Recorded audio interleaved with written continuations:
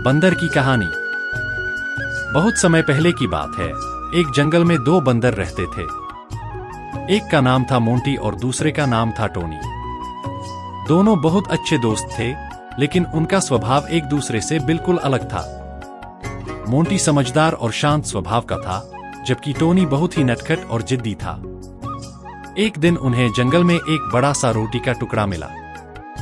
दोनों ने सोचा कि इसे आपस में बराबर बांट लेंगे, लेकिन समस्या यह थी कि रोटी को सही तरीके से आधा आधा कैसे करें। मोंटी ने टोनी से कहा, चलो इसे बराबर बांट लेते हैं। लेकिन टोनी ने अपनी शरारती आदत से कहा, नहीं, मैं इसे बांटूंगा। टोनी ने रोटी को तोड़ा, लेकिन एक टुकड़ा बड़ा और दूसरा छोटा हो गया। मोंटी ने कहा, यह बराबर नहीं है। टोनी ने फिर से बड़े टुकड़े को काटा, लेकिन अब दूसरा टुकड़ा बड़ा हो गया। वे दोनों इसी तरह लड़ते झगड़ते रहे। तभी वहां से एक लोमड़ी गुजर रही थी। उसने बंदरों को झगड़ते देखा और पूछा, क्या बात है, तुम दोनों क्यों झगड़ रहे हो? मोंटी ने कहा, हम इस रोटी को बराबर बांटना चाहते हैं, लेकिन यह हो नहीं पा रहा।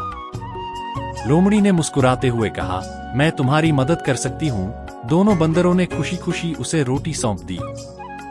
लोमड़ी ने रोटी के दो टुकड़े किए, लेकिन जानबूझकर एक टुकड़ा बड़ा और दूसरा छोटा रखा। उसने बड़े टुकड़े में से थोड़ा खाया और कहा, अब यह बराबर हो जाएगा। लेकिन हर बार वह किसी न किसी टुकड़े को बड़ा बताकर उसमें से खाती रही। आखिर में रोटी के दोनों टुकड़े इतने छोटे हो गए कि कुछ भी नहीं बचा। लोमड़ी ने मुस्कुराते हुए कहा, अब यह बराबर है, और वहां से चली गई। मोंटी और टोनी ने एक दूसरे की तरफ देखा। मोंटी ने दुखी होकर कहा, अगर हम पहले ही समझदारी से रोटी बांट लेते तो हमें भूखा न रहना पड़ता। इस घटना के बाद दोनों ने तय किया कि वे आगे से मिलजुल कर हर काम करेंगे और अपनी दोस्ती में लालच को जगह नहीं देंगे। आपसी लड़ाई और लालच हमेशा नुकसान पहुंचाती है। समझदारी और सहयोग से हर समस्या का हल निकल सकता है। यह तो बस शुरुआत है। आगे और भी दिलचस्प कहानियां और वीडियो आएंगी, तो सब्सक्राइब करके जुड़े रहें।